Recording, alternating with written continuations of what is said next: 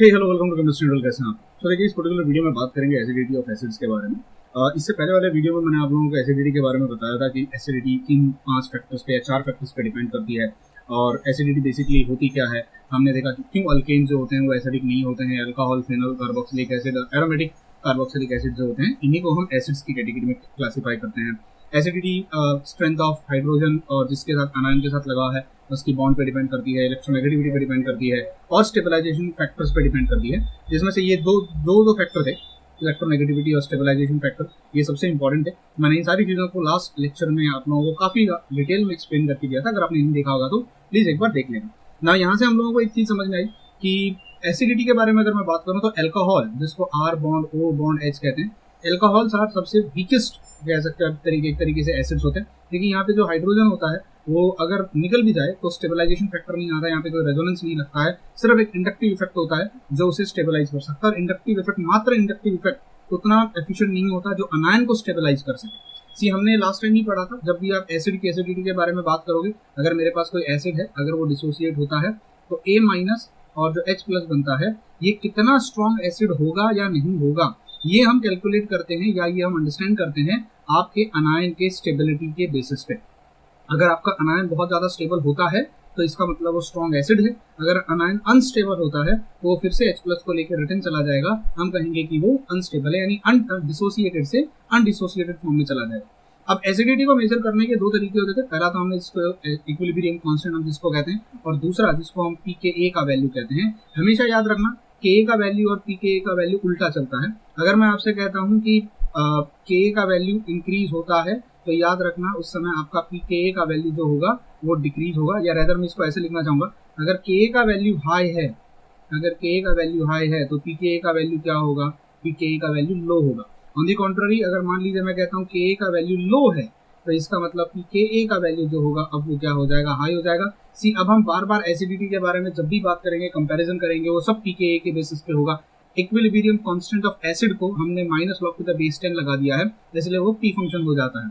अब अगर मान लीजिए Ka का वैल्यू बहुत हाई है और pKa का वैल्यू लो है, इसका मतलब हो गया कि वो हाईली एसिडिक है। ये याद रखना, ये हाईली एसिडिक कंडीशन को अगर हमें रिप्रेजेंट करना होगा तो जितनी लो वैल्यू pKa की वो उतना ज्यादा एसिडिक होता है, और या हाईली की जगह मैं लिखूंगा मोर एसिडिक। और अगर मान लीजिए pKa का वैल्यू हाई है, याद रखो हमें pKa पे ज्यादा फोकस करना है, Ka के वैल्यू पे फोकस नहीं करना है, क्योंकि आने वाले टाइम में देखो जब भी अब आप पढ़ोगे सब हमको pKa के टर्म्स में, सब कुछ हम pKa के टर्म्स में डिस्कस करने वाले हैं। तो आने वाले टाइम में या आप जब भी एडवांस लेवल पे जब आप जाओगे, नेट या गेट की प्रिपरेशन करोगे, IT जैम की प्रिपरेशन करोगे, तो आपको सब कुछ Ka के टर्म्स में डिस्कस करना होगा। इवन बेसिस को भी हम Ka के टर्म्स में डिस्कस करेंगे। बेसिस का तो pKb होना चाहिए, लेकिन वहां पर भी हम pKa के टर्म्स में डिस्कस करते हैं। सबको यूनिफॉर्म कर देते हैं, सबको, जैसे हम इलेक्ट्रोकेमिस्ट्री पढ़ते हैं, ऑक्सीडेशन पोटेंशियल हो या रिडक्शन पोटेंशियल हो, सब कुछ रिडक्शन के टर्म्स में रिप्रेजेंट किया जाता है। सिमिलरली एसिड हो या बेस हो, एसिडिटी हो या बेसिसिटी हो, सब कुछ pKa के टर्म्स में ही रिप्रेजेंट किया जाएगा। तो अगर pKa का वैल्यू हाई होता है, जिसका मतलब मैं कहूंगा वो क्या हो जाएगा, वो लेस एसिडिक हो जाएगा। अब अल्कोहल सबसे वीक होते हैं। अल्कोहल के बाद हमारे पास जो आते हैं वो होते हैं फिनॉल जिसके अंदर ऑक्सीजन बॉन्ड हाइड्रोजन लगा होता है। और इसके बाद हमारे पास आते हैं कार्बोक्सिलिक एसिड, जिसमें सबसे पहले आएगा aliphatic, RC double bond O bond OH, इसको एलिफेटिक कहा जाता है। और इससे भी बड़ा होता है एरोमेटिक, जिसमें आपका C double bond O bond H लगा होता है। एरोमेटिक जहाँ पर बेंजीन रिंग आ जाती है, और एलिफेटिक में जहाँ पर आपके पास नॉर्मल कोई भी अल्काइल ग्रुप सब्स्टिट्यूटेड होता है। ये हमारा एसिडिटी का ऑर्डर होता है, प्लीज इसको हमेशा याद रखना। इसको कहा जाता है अल्कोहल्स। इस वीडियो में हम बहुत कुछ पढ़ने वाले, फिनॉल्स को छोड़ के बाकी हम ऑलमोस्ट इन दोनों के बारे में डिस्कस करेंगे ना। ये आपका हो जाता है फिनॉल्स, ये आपका हो जाता है एलिफेटिक एसिड, कार्बोक्सिलिक एसिड है, मैं कार्बोक्सिलिक को गायब कर रहा हूँ, और ये आपके पास हो जाएगा एरोमेटिक एसिड। आई होप यहाँ तक लॉजिक समझ में आया हो। अब सबसे पहले डिस्कस करते हैं सिंपल एलिफेटिक एसिड्स के बारे में। मान लीजिए आपके पास RC double bond O bond OH है, यहाँ पर आपका अनायन बनेगा, है ना, और यहाँ पे आपका H प्लस आयन चला जाएगा। अब देखिए, अगर मुझे यहाँ पे एसिडिक स्ट्रेंथ के बारे में डिस्कस करना हो तो एसिडिक स्ट्रेंथ को डिस्कस करने के लिए मुझे स्टेबिलिटी ऑफ अनायन जो आपके पास बना है, मुझे उसके बारे में डिस्कस करना पड़ेगा। अब यहाँ पर आपके पास एक अल्काइल ग्रुप सब्स्टिट्यूटेड होता है, this is an alkyl group. अब अल्काइल ग्रुप यानी यहाँ पर हाइपर कॉन्जुगेशन आप हाइपर कॉन्जुगेशन तो चलो फिर भी एक टाइम के लिए पॉसिबल हो सकती है, बट यहाँ पे रेजोनेंस हो गया, मेसोमेरिज्म हो गया, ये कोई पॉसिबिलिटी यहाँ पर नहीं है। यहाँ पर अगर कोई चीज है जो इसको स्टेबलाइज अनायन को करेगी तो वो है सबसे पहली बात तो रेजोनेंस, जो कि सिर्फ कार्बन और ऑक्सीजन ये आपस में कर सकते हैं, कार्बन डबल बॉन्ड ऑक्सीजन और ये ऑक्सीजन जहाँ पे रेजोनेटिंग स्ट्रक्चर बना सकते हैं।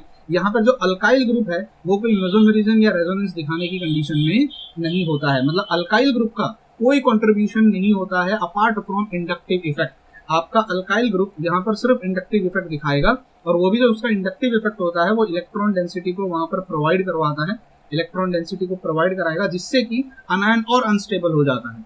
अब सोचिए आपके पास अगर C double bond O minus है, यहाँ पर अगर एक ऐसा ग्रुप सब्स्टिट्यूटेड है जो इलेक्ट्रॉन डेंसिटी बढ़ा रहा है, इलेक्ट्रॉन डेंसिटी बढ़ा रहा है, बढ़ाने का मतलब होता है ये जो कार्बोनिल ग्रुप होता है इसके ऊपर और इलेक्ट्रॉन डेंसिटी बढ़ रही है, तो ऑब्वियसली बात है H+ आयन उसके पास दोबारा रिटर्न चला आएगा, क्योंकि H+ आयन जो होता है वो इलेक्ट्रॉन डेंसिटी को पसंद करता है। अगर इस इलेक्ट्रॉन डेंसिटी को, ये नेगेटिव चार्ज को, ऐसा कोई सब्स्टिट्यूएंट यहाँ अटैच हो जाए जो इस इलेक्ट्रॉन डेंसिटी को अपनी तरफ खींच ले, तो ये कार्बोनिल ग्रुप उतना ज्यादा स्टेबल हो जाएगा, यानी ये जो पूरा अनायन है वो उतना ज्यादा स्टेबल हो जाएगा। मतलब सिंपल एलिफेटिक एसिड्स में जो आपकी एसिडिटी होती है वो डिपेंड करती है आपके अनायन के स्टेबिलिटी पे, जो एसिड की स्ट्रेंथ होती है वो अनायन के स्टेबिलिटी पे डिपेंड करती है, और अनायन की जो स्टेबिलिटी होगी वो इस अल्काइल ग्रुप पर डिपेंड करती है कि आपके पास ये अल्काइल ग्रुप कौन सा लगाया हुआ है। अब ये देखिए, अगर आप ऑनेस्टली अगर मैं बोलूं आपको, जैसे मान लीजिए मेरे पास इस तरीके से CH3 ग्रुप लगा हुआ है, यहाँ पे C double bond O group है, यहाँ पे O बॉन्ड H ग्रुप लगा हुआ है। अब ये मेरा अल्फा कार्बन हो गया, this is my alpha carbon, जो इस फंक्शनल ग्रुप के जस्ट डायरेक्टली अटैच होता है उसको हम अल्फा कार्बन कहते हैं। अगर यहाँ पे CH2 हो जाता और अगर यहाँ पे CH3 हो जाता, यहाँ पे C डबल बॉन्ड O हो जाता, बॉन्ड O बॉन्ड H हो जाता, मतलब मेरे पास एक और यहाँ पे ग्रुप आ गया है, अल्काइल ग्रुप आ गया है। यहाँ पे देखिएगा एक ये ग्रुप कार्बन है, हम ग्रुप्स की जगह हम कार्बन की बात करना ज्यादा पसंद करते हैं। यहाँ पे एक ये कार्बन है, यहाँ पर एक ये कार्बन है। क्या अब ये दोनों मिलके इलेक्ट्रॉन डेंसिटी को अपनी तरफ खींच पाएंगे? कल को यहाँ से अगर H+ निकल जाए तो यहाँ पर नेगेटिव चार्ज आ जाएगा, यहाँ पर नेगेटिव चार्ज आ जाएगा। सी ऑनेस्टली स्पीकिंग, आपने अगर इंडक्टिव इफेक्ट के बारे में पढ़ा हो, इंडक्टिव इफेक्ट जो होता है 1, 2, 3 कार्बन तक काम करता है, 3 कार्बन के बाद वो इंडक्टिव इफेक्ट उतना काम नहीं कर पाता। अब सिंपल एलिफेटिक एसिड्स में आप सब्स्टिट्यूशन भी कर सकते हो, जरूरी नहीं है कि आपके पास ये जो ग्रुप लगे हुए हैं, अगर इनमें कोई इलेक्ट्रॉन विड्रॉइंग ग्रुप लग जाता है, इलेक्ट्रॉन विड्रॉइंग ग्रुप जिसका -I इफेक्ट बहुत ज्यादा होता है, जैसे मान लीजिए अगर यहाँ पे CH2 लगा हो और वहां पर एक क्लोरीन लग जाता है, C डबल बॉन्ड O हो जाता है और यहाँ पे O नेगेटिव हो जाता है, मतलब पहले वो H रहा होगा, अगर वहां से H निकल दिया जाए तो यहाँ पर नेगेटिव चार्ज आ जाएगा। अब ये जो है ये हाईली इलेक्ट्रोनेगेटिव एलिमेंट है, हाईली इलेक्ट्रोनेगेटिव, इवन कार्बन से भी ज्यादा इलेक्ट्रोनेगेटिव है। अगर कार्बन से ज्यादा इलेक्ट्रोनेगेटिव एलिमेंट कोई अटैच होता है तो वो इस अनायन को वो और भी ज्यादा स्टेबलाइज करेगा, क्योंकि वो इलेक्ट्रॉन को अपनी तरफ खींचने की कोशिश करेगा। अगर वो इलेक्ट्रॉन को अपनी तरफ खींचेगा, चार्ज डिस्पर्स हो जाता है, चार्ज जितना ज्यादा डिस्पर्स होगा उतना ज्यादा मेरा अनायन स्टेबल होता है, और जितना मेरा अनायन स्टेबल होगा उतना एसिड स्ट्रॉन्ग एसिड कहलाता है। आई होप आपको लॉजिक समझ में आया होगा। अब डिस्कस करने के लिए फॉर एन एग्जांपल हमने इथेनोइक एसिड को लिया हुआ है, यहाँ पे C double bond O bond OH है, यहाँ पे CH3 लगा हुआ है। मिथेनोइक एसिड्स को लिया है जहाँ पे सिर्फ एक कार्बन है, देखो एक कार्बन वाले एसिड को मीथेन कहेंगे, दो कार्बन वालों को हम इथेनोइक कहेंगे। ये हमारा आईपैक नोमेनक्लेचर या नॉर्मल नोमेनक्लेचर इसको समझ सकते हो।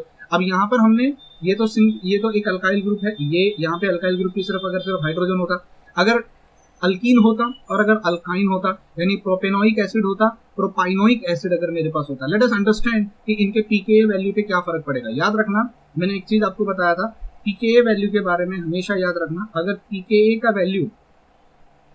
वैल्यू अगर लो है और pKa का वैल्यू अगर हाई है, तो इससे हमें क्या समझ में आएगा? कम pKa का वैल्यू मतलब मोर एसिडिक। जैसे याद रखो pH के वैल्यू में हम पढ़ते हैं, जितना pH का वैल्यू कम मतलब उतना ज्यादा एसिडिक, जितना pH का वैल्यू ज्यादा उसका मतलब लेस एसिडिक।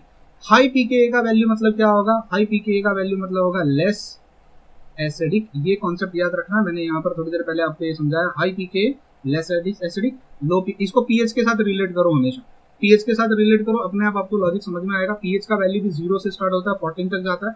0 pH का वैल्यू मतलब हाईली एसिडिक, और जैसे जैसे pH का वैल्यू बढ़ने लगता है मतलब एसिडिक स्ट्रेंथ कम हो जाती है। सिमिलरली यहाँ पर याद रखना, pKa का वैल्यू अगर कम है मतलब मोर एसिडिक, जितना कम pKa का वैल्यू उतना ज्यादा वो एसिडिक होगा। अब अगर इथेनोइक एसिड यहाँ से अगर H+ आयन निकल जाता है हमारे पास ये अनायन बनता है जिसमें जो आपका मिथाइल ग्रुप यहाँ पे अटैच है ये इलेक्ट्रॉन डेंसिटी को अपनी तरफ खींचेगा, इंडक्टिव इफेक्ट दिखाएगा और वो इंडक्टिव इफेक्ट से इस अनायन को स्टेबलाइज करने का कोशिश करेगा।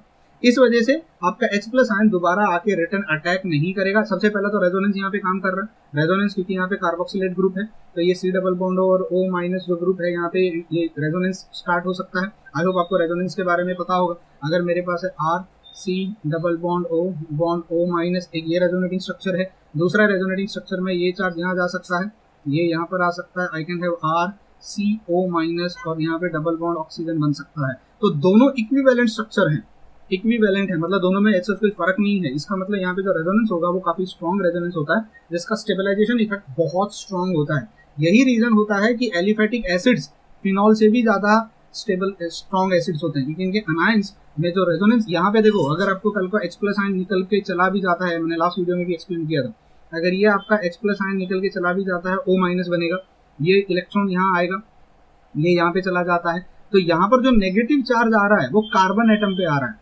यहाँ से अगर ये डबल बॉन्ड, ये लोन तरफ इलेक्ट्रॉन यहाँ आ जाता है, यहाँ डबल बॉन्ड बन जाएगा, यहाँ का नेगेटिव चार्ज हट जाएगा, नेगेटिव चार्ज यहाँ आएगा। आई होप आपको रेजोनेंस करना आता है। मैं बहुत फास्ट बोल रहा हूँ क्योंकि मैंने इससे पहले काफी सारे वीडियोस बना रखे हैं जहाँ पे मैंने ये बेसिक्स एक्सप्लेन कर रखा है। अगर आप देखोगे लास्ट वीडियो में भी देखो मैंने यही चीज को यहाँ पर एक्सप्लेन किया हुआ है कि less stable resonating structure, more stable resonating structure, जो इससे जस्ट पहले मैंने वीडियो अपलोड किया था, इस वीडियो से जस्ट पहले। तो मैं ये काफी सारी चीजें बेसिक्स एक्सप्लेन कर चुका हूँ, इसलिए मेरी स्पीड शायद हो सकता है कुछ बच्चों को ज्यादा लगे क्योंकि मैं एक्सप्लेन कर चुका हूँ पहले। तो आपको पहले प्रीवियस सीरीज से वीडियो देखने हैं तब आप मेरी स्पीड को यहाँ पे मैच कर पाओगे। तो फिनॉल से भी ज्यादा अगर मेरे पास स्ट्रॉन्ग एसिड्स, कार्बोक्सिलिक एसिड्स होते हैं तो इसका एक सिंपल सा रीजन ये होता है, रेजोनेंस यहाँ पर भी हो रहा है, रेजोनेंस यहाँ पर भी हो रहा है, लेकिन यहाँ जो रेजोनेंस होता है वो ज्यादा स्टेबलाइजिंग इफेक्ट दिखाता है क्योंकि इक्विवेलेंट स्ट्रक्चर्स बनाता है। यहाँ पर जो नेगेटिव चार्ज आता है वो आपका डेवलप हो जाता है एक कार्बन एटम पे विच इज लेस इलेक्ट्रोनेगेटिव, जो उस नेगेटिव चार्ज को एक्सेप्ट नहीं कर पाता है उतना जितना यहाँ पर ऑक्सीजन। ये देखो दोनों ऑक्सीजन ही है जिनके ऊपर नेगेटिव चार्ज जा रहा है और oxygen is a good level of negative charge, वो तो इलेक्ट्रोनेगेटिव होता है, उस पर नेगेटिव चार्ज आएगा तो कोई फर्क नहीं पड़ता। लेकिन अगर कार्बन पे नेगेटिव चार्ज आता है, carbon is not that good level of negative charge, वो उतना भी ज्यादा नेगेटिव चार्ज को पसंद नहीं करता है। तो यहाँ पे दो इफेक्ट काम कर रहे हैं। सबसे पहले तो रेजोनेंस काम कर रहा है जो कि काफी स्ट्रॉन्ग है यहाँ पे स्टेबलाइजिंग इफेक्ट, वो तो सब में कॉमन है। अब जहाँ पे C डबल बॉन्ड O-, हम एसिड्स की बात कर रहे हैं तो रेजोनेंस वाला फैक्टर तो सब में कॉमन है। एक्स्ट्रा क्या फैक्टर है यहाँ पे CO3 ग्रुप का इंडक्टिव इफेक्ट है जो यहाँ पे स्टेबलाइज करेगा अनायन को। दे आर स्टेबलाइज करेगा नहीं, डिस्टेबलाइज करेगा क्योंकि वो इलेक्ट्रॉन डेंसिटी को सप्लाई करेगा।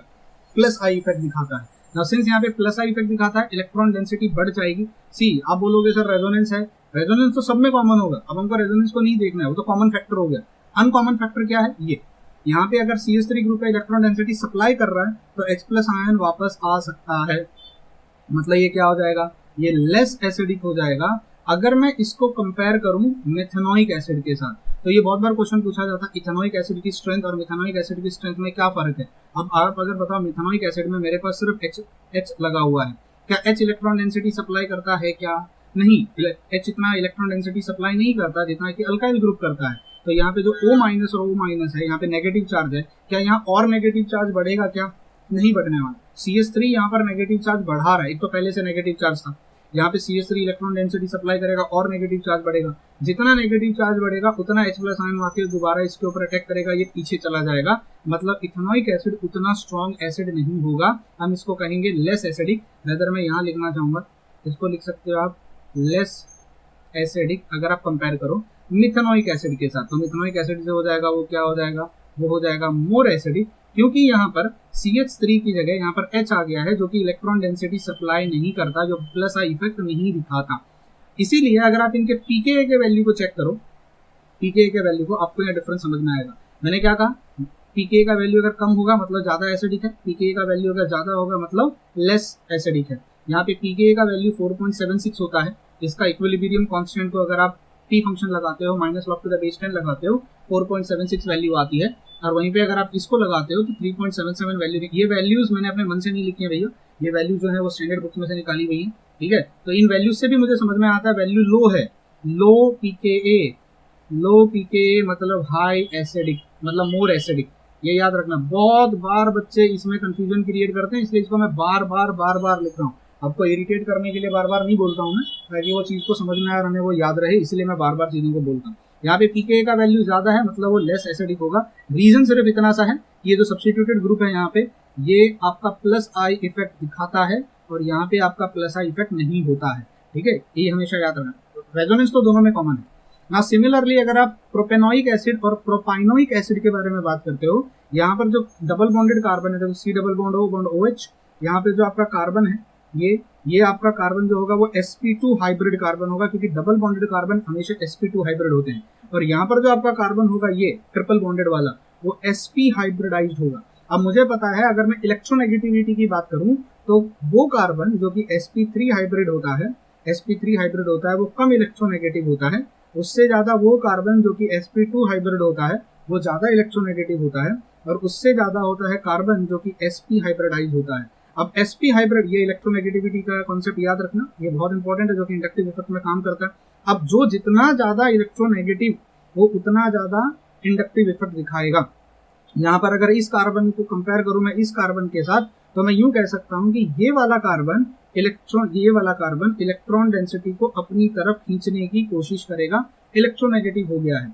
ये वाला नहीं खींच रहा था, उल्टा ये वाला प्रोवाइड करवा रहा था, सप्लाई करवा रहा था। रीजन क्योंकि वो sp3 हाइब्रिड कार्बन है। याद रखना sp3, ये वाला कार्बन जो है ये sp3 हाइब्रिड कार्बन है, और sp3 हाइब्रिड कार्बन जो होता है वो सबसे कम इलेक्ट्रोनेगेटिव होता है, वो उल्टा इलेक्ट्रॉन डेंसिटी सप्लाई करने का काम करता है, यानी प्रोवाइड करवाने का काम कराता है। आई होप यहाँ तक का लॉजिक समझ में आया होगा। तो यहाँ पर अगर आप देखो तो ये वाला कार्बन जो होगा, ये वाला कार्बन वो इस नेगेटिव चार्ज को ज्यादा स्टेबलाइज करवाएगा, अपनी तरफ खींचेगा, इलेक्ट्रॉन डेंसिटी अपनी तरफ खींचेगा। ये वाला उतना नहीं खींच पाएगा, तो यहाँ इलेक्ट्रॉन डेंसिटी कम आएगी। अब एक बात बताना, अगर यहाँ इलेक्ट्रॉन डेंसिटी कम खींची है, मतलब नेगेटिव चार्ज अभी भी ऑक्सीजन पे है, अगर नेगेटिव चार्ज अभी भी या तो इस ऑक्सीजन पे या तो इस ऑक्सीजन पे रेजोनेंस की वजह से, तो मतलब H+ आयन दोबारा आकर अटैक कर सकता है। यहाँ पर आपका नेगेटिव चार्ज जो होगा वो स्प्रेड होके अंदर सिस्टम में चला जाता है, मतलब H+ आयन का अटैक प्रिवेंट हो जाता है। यहाँ अटैक ज्यादा पॉसिबल है, यहाँ पर अटैक कम पॉसिबल है। मतलब ये जो एसिड होगा, ये जो होगा वो क्या हो जाएगा, यहाँ पे मैं कलर चेंज करके लिखना चाहूंगा, ये हो जाएगा आपका वीक एसिड, क्योंकि H+ आयन दोबारा उस पर आके चिपक सकता है। इंडक्टिव इफेक्ट उतना नहीं है जितना इंडक्टिव इफेक्ट इसमें है। और ये जो आपका हो जाएगा, ये क्या हो जाएगा, ये आपका हो जाएगा स्ट्रॉन्ग एसिड। क्यों? क्योंकि यहाँ पर H+ आयन जो है वो उतना नहीं आके अटैक करता, नेगेटिव चार्ज को डिस्पर्स कर दिया गया है। अब ये कहाँ से पता चलता है, आप इनके pKa का वैल्यू देख लो। सी इसका pKa का वैल्यू है 4.25 और इसका pKa का वैल्यू है 1.84। कम pKa मतलब ज्यादा एसिडिक, तो ये वाला जो होगा वो स्ट्रॉन्ग एसिड होगा। स्ट्रॉन्ग मतलब आप स्ट्रॉन्ग नहीं कह सकते हो, यहाँ पे वीक और स्ट्रॉन्ग लिखना गलत होगा। यहाँ पे कह सकते हो मोर एसिडिक, और यहाँ पर आप लिख सकते हो रेदर लेस एसिडिक। तो देखो भैया, सबसे पहले तो इंडक्टिव इफेक्ट कार्बन का जो कि sp3 हाइब्रिड था, वो इलेक्ट्रॉन डेंसिटी को प्रोवाइड करवा रहा है sp3। अगर वो sp2 है तो वो इलेक्ट्रॉन डेंसिटी को खींचेगा लेकिन उतना नहीं खींच पाएगा। अगर वो sp हाइब्रिडाइज है तो वो बहुत ज्यादा अपनी तरफ इलेक्ट्रॉन डेंसिटी खींचेगा, जिससे कि H+ आयन के अटैक होने का चांसेस कम हो जाता है। इस तरीके से आप डिस्कस कर सकते हो acidity of simple aliphatic acids के बारे में। उम्मीद करता हूँ अगर कोई पॉइंट रह गया होगा तो आप यहाँ हमारे रेफरेंस बुक्स में रीड कर सकते हो। मैंने कोशिश की है कि यहाँ पे मैं आपको सब कुछ एक्सप्लेन कर सकूं। ना अगर यहाँ पर आपके पास अगर सब्स्टिट्यूशन हो जाता है, सब्स्टिट्यूशन तो अभी भी हम सब्स्टिट्यूशन ही पढ़ रहे हैं, लेकिन सब्स्टिट्यूशन कहाँ हो जाता है, अल्काइल ग्रुप पे, आपका जो अल्काइल ग्रुप था C डबल बॉन्ड OH पे, अगर उस पर एक ऐसा इलेक्ट्रॉन विड्रॉइंग ग्रुप लग जाता है जिसको हम इलेक्ट्रॉन विड्रॉइंग ग्रुप कहते हैं, ये अगर अटैच हो जाता है तब क्या। तो सर देखो, अगर ये इलेक्ट्रॉन विड्रॉइंग ग्रुप अटैच हो जाता है तो यहाँ जो नेगेटिव चार्ज बनेगा वो और भी ज्यादा अंदर चला आएगा, जिससे एसिडिक स्ट्रेंथ बढ़ जाएगी। क्योंकि नेगेटिव चार्ज अगर डिस्पर्स हो रहा है, अगर नेगेटिव चार्ज अंदर सिस्टम में आ रहा है, इससे आपका एनायन स्टेबल हो रहा है और H+ आयन दोबारा अटैक नहीं करेगा। देखो मैं यहाँ पे ऑनेस्टली आपको बताऊं, अगर आप बुक रेफर करोगे, पीटर्सकाइज का बुक अगर रेफर करोगे, यहाँ पे मेरे पास पीटर्सकाइज का बुक पढ़ा हुआ है, तो यहाँ पे थर्मोडायनामिक पैरामीटर भी उन्होंने डिस्कस किया हुआ, जो मुझे लगता है कि जरूरत नहीं है। आप इनकी एसिडिटी, अगर आप इनकी एसिडिक स्ट्रेंथ को अगर आप डिस्कस करते हो मेथनॉइक और इथेनॉइक की, वहाँ पे delta G, delta S, hydration वगैरह वगैरह भी उन्होंने डिस्कस किया हुआ है। और मुझे नहीं लगता है कि HH ऑर्गेनिक के स्टूडेंट को इतना डिटेल में जाने की, थर्मोडायनामिक पैरामीटर पे डिस्कस करने की जरूरत है।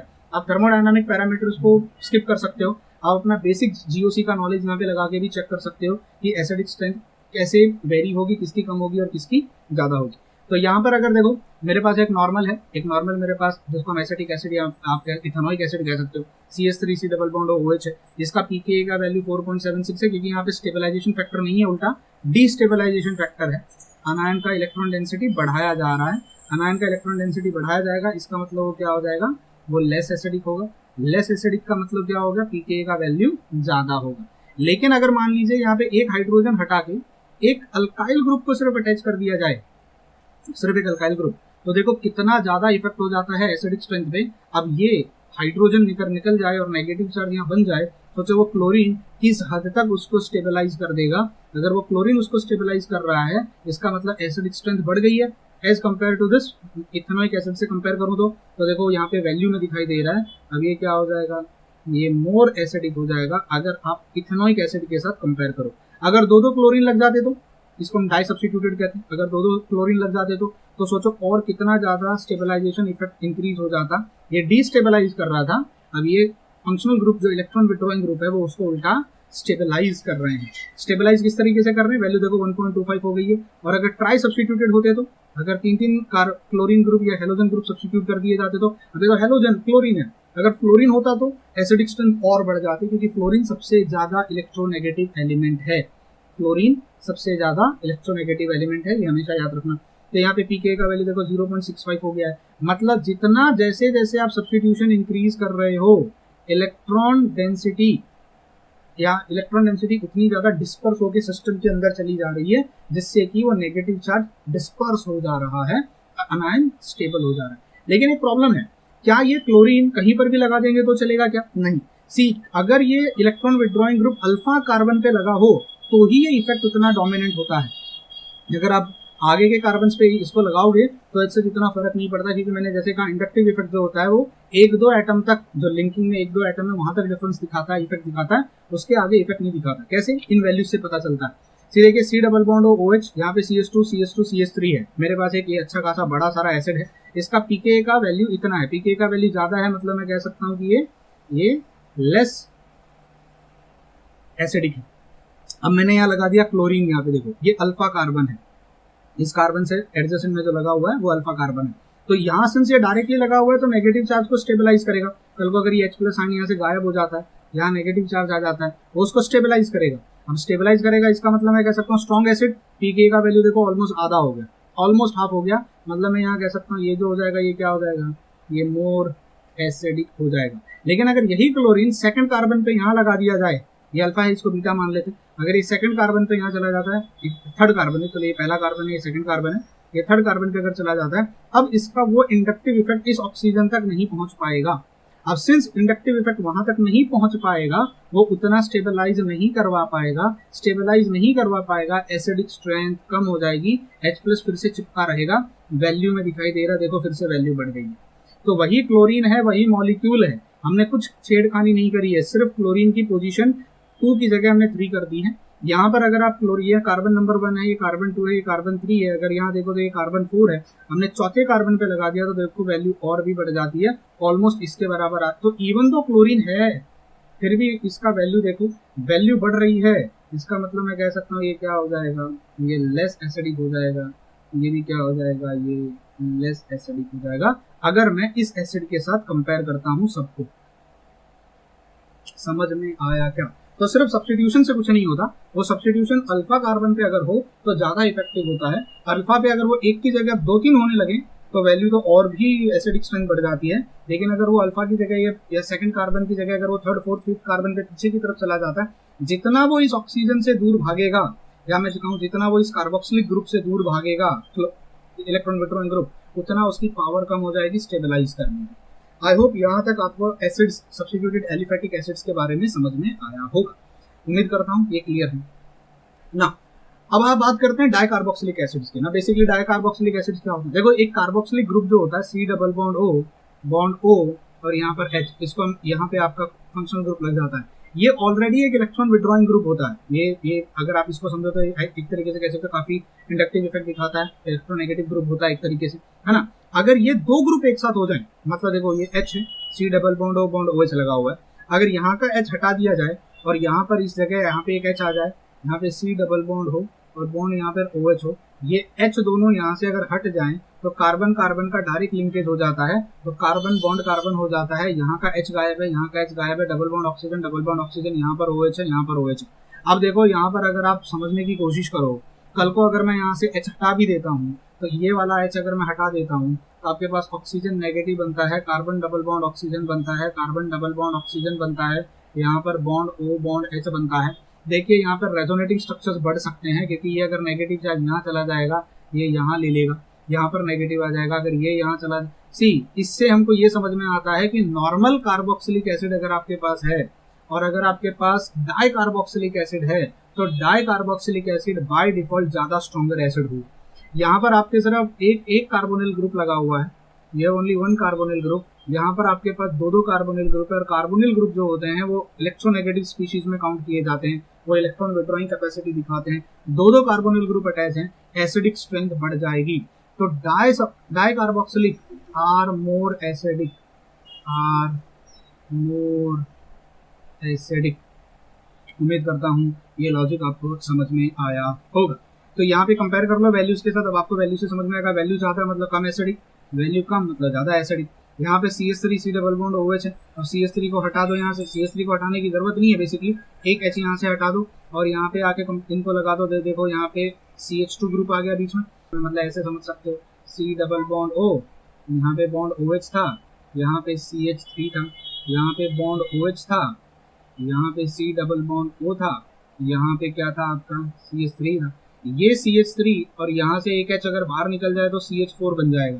तो ये CH3 ग्रुप चला गया तो यहाँ पे जगह खाली हो गई, और यहाँ से एक हाइड्रोजन चला गया तो ये CH2 हो जाएगा, तो डायरेक्ट बॉन्ड हमारा ऐसे बन जाएगा। आई होप आपको ये लॉजिक समझ में आया होगा किस तरीके से हमने यहाँ पे CH3 को। अब देखो इससे फर्क क्या पड़ता है, ध्यान से सुनना, जरा समझने की कोशिश करना। इलेक्ट्रोनेगेटिविटी का फंडा आप कैसे एक्सप्लेन कर सकते हो यहाँ पे, मैं सबको हटा देता हूँ। देखिए ये वाला कार्बन जो है वो sp2 हाइब्रिड है, ये वाला कार्बन जो है वो sp2 हाइब्रिड है, डबल बॉन्डेड है ना, जो कार्बन डबल बॉन्ड बनाता है वो sp2 होता है। दो sp2 आमने सामने कनेक्टेड है, लेकिन यहाँ पर ये जो sp2 है और ये जो sp2 है उसके बीच में एक ऐसा कार्बन आ गया है जो sp3 है, this is an sp3 hybrid carbon. अगर दो sp2 के बीच में sp3 कार्बन आ जाता है तो इन कार्बोनिल ग्रुप की स्ट्रेंथ कम हो जाती है, फिर वो उतने पावरफुल, उतने भयानक नहीं होते। यहाँ पे जितने विस्फोटक या जितने भयानक यहाँ पे थे, क्योंकि दोनों के दोनों इस जस्ट लाइक की कार्बन डबल बॉन्ड कार्बन वो अल्कीन ग्रुप कैसे अल्कीन में कैसे पड़ रहे थे, यहाँ पे उस तरीके की कंडीशन डेवलप होगी कि दोनों के दोनों खतरनाक है। इसलिए एसिडिक स्ट्रेंथ एकदम देखो, अगर आप यहाँ पे देखो pK 1.23, यहीं पे अगर इन दोनों कार्बन के बीच में एक CH2 ग्रुप मैंने यहाँ सब्स्टिट्यूट कर दिया है, जस्ट मैंने चेंज क्या किया, एक ग्रुप को सब्स्टिट्यूशन कर दिया, 1.23 से 2.83 हो गई है, देखिए ऑलमोस्ट डबल वैल्यू हो गई है। मतलब ये जो अगर इन दोनों को कंपेयर किया जाए तो ये कह सकता हूँ मैं मोर एसिडिक है, और अगर इसको कंपेयर किया जाए तो मैं कह सकता हूँ ये लेस एसिडिक है। और अगर मान लीजिए बीच में एक और sp3 कार्बन आ जाते हैं, देखो ये दोनों कार्बन जो है ये वाले भी sp3 है और ये वाला कार्बन भी sp3 है, तो डबल बॉन्ड नहीं बनाता वो sp3 है, डबल ट्रिपल नहीं बनाता। तो कार्बोनिल ग्रुप देखो कितने सब दूर सेपरेट हो गए। अब अगर वो दूर सेपरेट हो गए तो एसिडिक पावर फिर से कम हो जाएगी, वो H+ को उतना इलेक्ट्रॉन, ये H+ जो है उसको उतना निकाल नहीं पाएंगे, नहीं तो नेगेटिव चार्ज आएगा वो उतना डिस्पर्स नहीं हो पाएगा। देखो वैल्यू 4.19, इसकी ऑलमोस्ट डबल हो गई, तो ये तो और भी लेस एसिडिक हो जाएगा। तो याद रखना डाइकार्बोक्सिलिक एसिड, ये बगल में मैंने सिर्फ दिखाया हुआ है कि अगर मैं नॉर्मल कार्बोक्सिलिक एसिड और उसी का डाइकार्बोक्सिलिक एसिड की बात करूँ तो कैसे हमको डिफरेंस दिखाई देता है। यहाँ देखूं और यहाँ देखूं तो इसमें और इसमें फर्क मुझे दिखाई दे रहा है, इसमें डिफरेंस दिखाई दे रहा है, इसमें और इसमें डिफरेंस दिखाई दे रहा है। और अगर मैं इनको कंपेयर करूं तो मुझे समझ में आ रहा है कि दो कार्बोनिल ग्रुप के बीच में अगर sp3 कार्बन इंक्रीज होता है तो कार्बोनिल ग्रुप की जो भयानक विस्फोटक जोड़ी होती है, खतरनाक डेंजरस जोड़ी, वो फिर कमजोर पड़ जाती है। फिर वो देखो ना, यहाँ पे इवन तो दो डाइकार्बोक्सिलिक एसिड है, लेकिन इसकी वैल्यू और इसकी वैल्यू में कुछ बहुत ज्यादा डिफरेंस नहीं है, लेकिन इसकी वैल्यू में और इसकी वैल्यू में बहुत ज्यादा डिफरेंस हमको दिखाई दे रहा था, क्योंकि ये डायरेक्ट कार्बोनिल एक दूसरे के कांटेक्ट में आ गए थे। आई होप आपको डाइकार्बोक्सिलिक एसिड के बारे में भी समझ में आया होगा। मिलते हैं अगले वीडियो में, जहां पर हम एरोमेटिक कार्बोक्सिलिक एसिड की बात करेंगे, फिनॉल्स की बात करेंगे और उनको समझने की कोशिश करेंगे। Till then bye bye, take care and God bless you.